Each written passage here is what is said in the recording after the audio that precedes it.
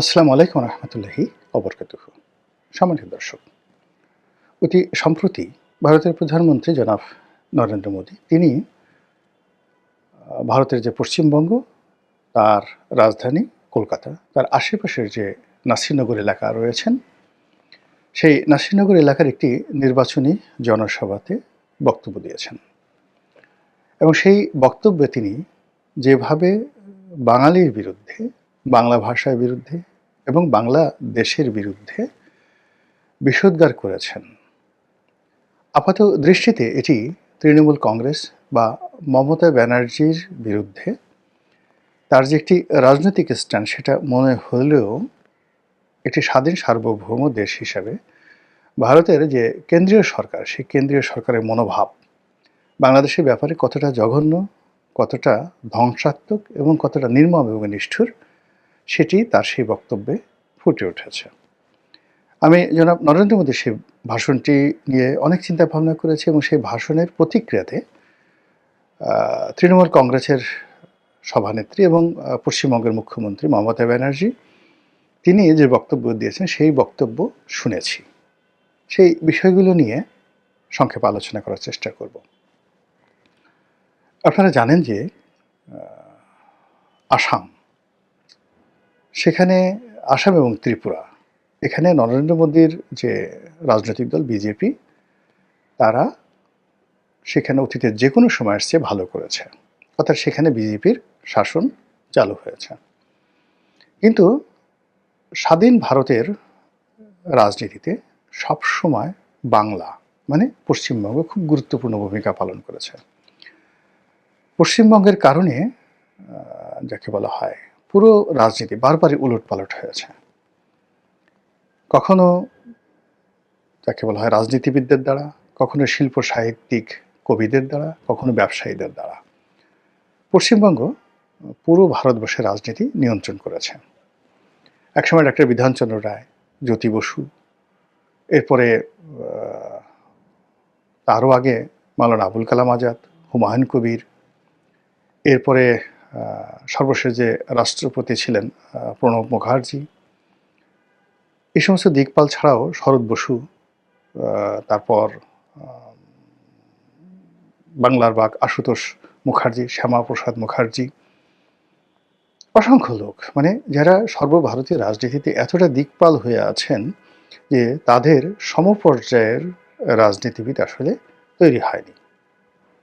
কবি, সাহিত্যিক, সব ক্ষেত্রে মানে আমরা যেমন আমাদের বাংলাদেশে যেমন জাতীয় সঙ্গীত রবীন্দ্রনাথের, ভারতের জাতীয় সঙ্গীত তো রবীন্দ্রনাথের, বাড়ি কোথায়? এই কলকাতাতে। আবার তিনি বিয়ে করেছেন কোথায়? যশোরে, আমাদের এই জায়গাতে। তো ভারতের যারা রাজনীতি করেছেন প্রথম থেকেই তারা বাংলাকে সবসময় ভয় পেয়েছেন। অর্থাৎ বাংলা যখন একত্র থেকে গেছে তার সঙ্গে সঙ্গে বিহার এবং উড়িষ্যা অটোমেটিক চলে এসেছে। আসাম এবং ত্রিপুরা সেখানে বাংলার করদ রাজ্যে পরিণত হয়েছে। তো এখন একটু ম্যাপের দিকে তাকান তো, যে বাংলাদেশের ভূখণ্ড, তার সঙ্গে পশ্চিমবঙ্গ, বিহার, তারপরে আসাম, উড়িষ্যা, এই যে অঞ্চলটি হাজার হাজার বছর ধরে একত্রে ছিল এবং এই অঞ্চলটি দিল্লির মানে এখানে যত বেশি ঐক্যবদ্ধ হয়েছে দিল্লির সিংহাসন তারা নিয়ন্ত্রণ করেছে। সেটা পালদের আমল বলেন, সেনদের আমল বলেন, শশাঙ্কের জমানা বলেন, হর্ষবর্ধনের জমানা বলেন, সব সময়টাতে, এমনকি বাংলা, বিহার, উড়িষ্যা সেই মুর্শিদ কুলি খান থেকে নবাব সিরাজউদ্দৌলা পর্যন্ত এই পুরো সময়টি বাংলা থেকে দিল্লি নিয়ন্ত্রিত হয়েছে। এমনকি ভারত ইংরেজ শাসনের যে বুনিয়াদ কোত্থেকে হয়েছে? এই বাংলা থেকে। তারাই বাংলা, বিহার, উড়িষ্যা নবাবকে পরাজিত করে এই প্রথম কলকাতাতে তাদের রাজধানী স্থাপন করেছে এবং একেবারে শেষ 1905 সন বা 11 সনের দিকে সেই তারা বঙ্গভঙ্গ করতে বাধ্য হয়েছে। এর কারণ হলো তারা দেখলো যে এই বাংলাই তাদের যাকে বলা হয় মানে পতনের মূল কারণ।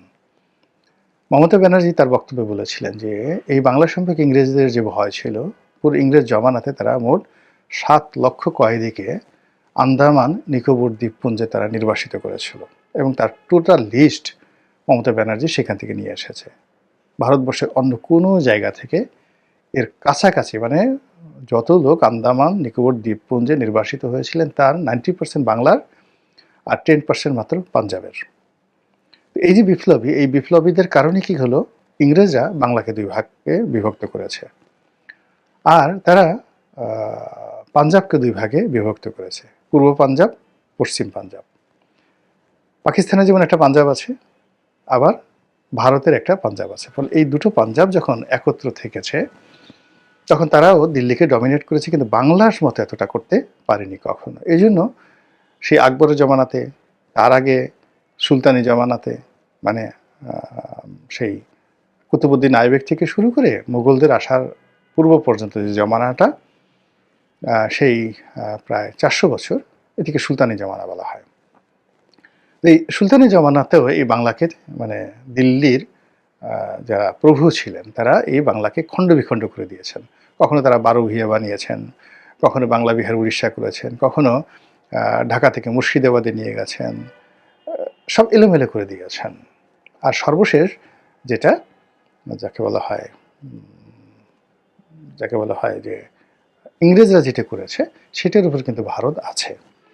এখন ভারত কিন্তু বাংলাদেশটা দখল করতে চাচ্ছে না, কেননা ভারত যদি বাংলাদেশ দখল করতে চাইতো 71 সনে কিন্তু তারা সেটা করতে পারতো উইদিন 1 মিনিট। এটা কোনো ব্যাপারই ছিল না। 16 ডিসেম্বরে তারা সেটা করে নিতে পারতো, একীভূত করে নিতে পারতো।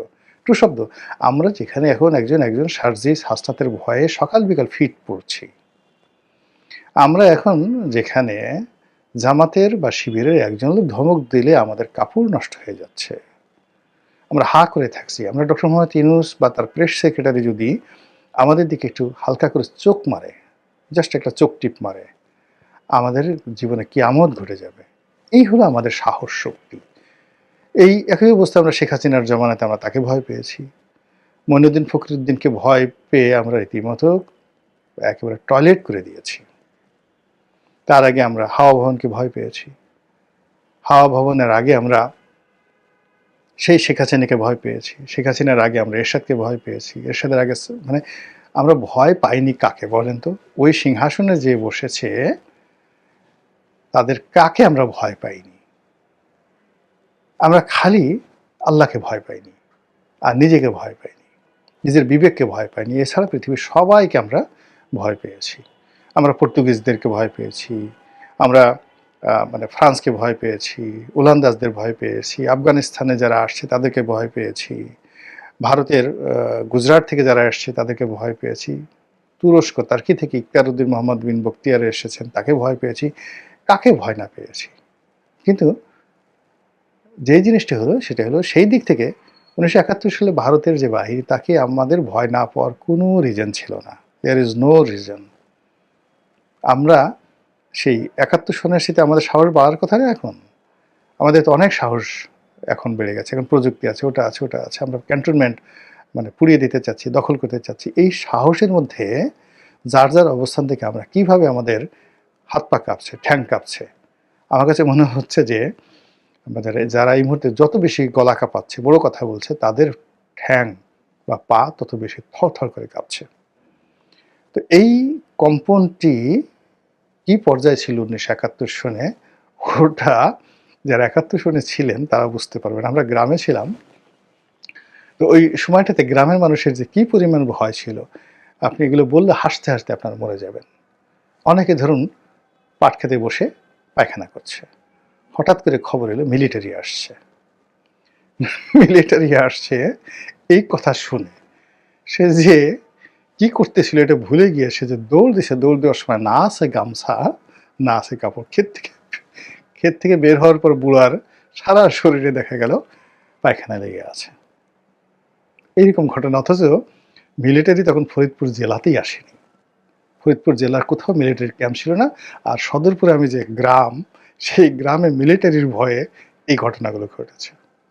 অনেক মহিলার কি বলবো, আল্লাহ মাফ করে থাক, তবা তো আস্তাগফিরুল্লাহ, প্রেগন্যান্ট যারা ছিলেন, কি যে হয়ে গেছে আপনি বলতে পারবেন না। এই যখন বাঙালি পালাতে গেছে, ধরেন আমাদের বাড়ি থেকে পাশের বাড়ি ছিল এক রাজাকারের মোল্লা বাড়ি, এখন আমাদের বাড়ি থেকে এই মোল্লা বাড়ি সব মহিলারা গিয়ে পালালো, 400-500 মহিলা। বলেন তো এটা কোনো বুদ্ধিমানের কাজ? যে আলাদা আলাদা বিভিন্ন জায়গাতে পালালে সেটা আলাদা হতো, এক মোল্লা বাড়িতে গিয়ে এই মানে 2 দিন 3 দিন পর পরে মিলিটারি আসবে, পুরুষেরা যেত সব ক্ষেত খামারে, আর মহিলারা গিয়ে ওই মোল্লা বাড়িতে গিয়ে পালাতো। এই হলো বাস্তবতা, বাঙালির সাহস। তো সেই সাহসটি 71 সনে যদি এই অবস্থা থাকে, আর এখন যদি এই অবস্থা থাকে, তাহলে বোঝার চেষ্টা করুন যে 71 সনে দিল্লি যদি চাইতো কি করতে পারতো, কিন্তু কেন করেনি? করেনি এই কারণে যে এই বাংলা, বিহার, উড়িষ্যার আবার এক হয়ে যাবে এবং এক হয়ে দিল্লি দখল করে ফেলবে, রাজনৈতিকভাবে দিল্লি দখল করে ফেলবে।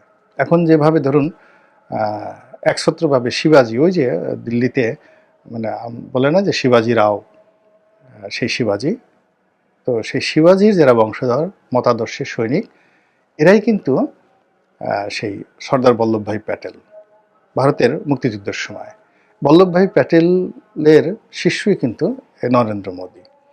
মানে এই গুজরাট কেন্দ্রিক যে আধিপত্য, এই আমরা 47 সন থেকে দেখেছি, এর আগ পর্যন্ত পুরোটাই ছিল কিন্তু কলকাতা কেন্দ্রিক। পুরো সময়টা হাজার হাজার বছর ধরে কলকাতা কেন্দ্রিক ছিল। আর এর বাইরে দিল্লিতে যারা দেখতেন তারা ওই বিদেশ থেকে আসতেন, আর তারা মানে আশেপাশে যে মধ্যপ্রদেশ আছে, উত্তরপ্রদেশ, মধ্যপ্রদেশ এবং এই যে রাজস্থান, সেই রাজস্থানের যারা রাজপুরুষ রাজনীতিবিদ তাদেরকে নিজেদের কবজায় রাখতেন। এর বাইরে কোনো রাজনীতি ছিল না, সেখানে কোনো রাজনীতি ছিল না। বাংলা সবসময় স্বাধীন, এখান থেকে টাকা যেত, এখানে তাদের বারবার যুদ্ধ করতে হতো। তো 71 সনে তাদের যে ভয় ছিল যে বাংলা যে কোনো সময় ঐক্যবদ্ধ হয়ে দিল্লি দখল করতে পারে, এবং সেই ভয়টি এই জমানাতে এসে মারাত্মক আকার ধারণ করেছে। এর কারণ হলো পশ্চিমবঙ্গে মমতা ব্যানার্জি যে শক্তি, তার যে জনপ্রিয়তা, তার যে সাহস, গত 100 বছরে পশ্চিমবঙ্গে কোনো রাজনীতিবিদ এতটা বাঙালিকে সিমেন্টেড করতে পারেনি।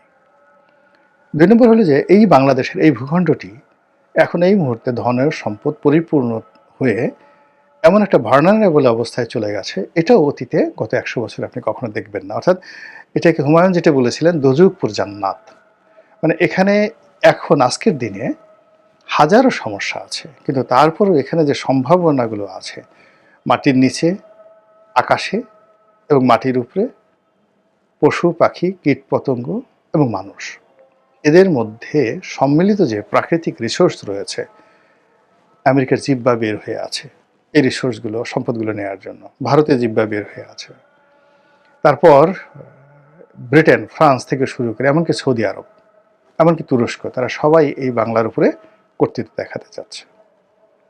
তো সেই অবস্থাতে যদি এই যে আমাদের বাংলাদেশে যারা এখন 7 সিস্টার্স দখল করতে হুমকি দিচ্ছেন, এটা আপনার কাছে যত হাস্যকর মনে হতে পারে, নরেন্দ্র মোদীর কাছে এটা হাস্যকর নয়। তিনি এটা খুব সিরিয়াসলি নিয়েছেন। এমনকি দিল্লির যারা কর্তা ব্যক্তি রয়েছেন, কংগ্রেসের যারা কর্তা ব্যক্তি রয়েছেন, শশী থারুরের মতো যারা থিঙ্ক ট্যাঙ্ক রয়েছেন, তারা সরাসরি হাসনাতের নাম উচ্চারণ করে, মেনশন করে, বা উসমান হাদির নাম মেনশন করে এখন তারা বক্তব্য দিচ্ছেন যে এটা এই শশী থারুরদের নাক এত উঁচু, তারা তো শেখ হাসিনার নাম উচ্চারণ করতে চায় না, বঙ্গবন্ধুর নাম উচ্চারণ করতে চায় না, প্রেসিডেন্ট জিয়াউর রহমানের নাম শশী থারুর কোনোদিন উচ্চারণ করেছেন, যেখানে তারেক রহমান সাহেবের নামই জানেন কিনা সন্দেহ, এরকম একটা ভাবসাব তারা দেখান। তো সেখানে কতটা দায় ঠেকলে তারা হাসনাত, সার্জিস কিংবা মানে সেই যে পাটোয়ারি, নাসিরউদ্দিন পাটোয়ারি, আক্তার, এদের নাম নিচ্ছেন, ইউনূসের নাম নিচ্ছেন, ঘন ঘন ইউনূসের নাম নিচ্ছেন, ইট মিনস তারা ভয় পাচ্ছেন। এবং সেই ভয়টাকে জয় করার জন্য বিজেপি এখন আসামের মতো, বিহার না ঠিক আসামের মতো, ত্রিপুরার মতো তারা সেখানে মমতা ব্যানার্জিকে পরাজিত করে বিজেপির শাসন প্রতিষ্ঠা করতে চাচ্ছেন এবং লোভ দেখাচ্ছেন যে আমাদেরকে বিজয়ী করো, দিল্লিতে আমরা যেভাবে কেন্দ্রীয় শাসন চালাচ্ছি তোমাদের এখানে যদি চালাতে পারি তাহলে তোমাদের উন্নয়ন ত্রিপুরার মতো হবে, আসামের মতো হবে। দেখো গত অল্প দিনের মধ্যে সেখানে কিভাবে পাল্টে দিয়েছে, এবং এখন পুরো পশ্চিমবঙ্গ রিফিউজি ক্যাম্পে পরিণত হয়েছে। বাংলাদেশ থেকে লোকজন আসছে এবং রিফিউজিরা সব কিছু নিয়ন্ত্রণ করছে, এবং আগামী দিনে এই রিফিউজিরাই পশ্চিমবঙ্গ দখল করে ফেলবে। এই হলো তার বক্তব্য।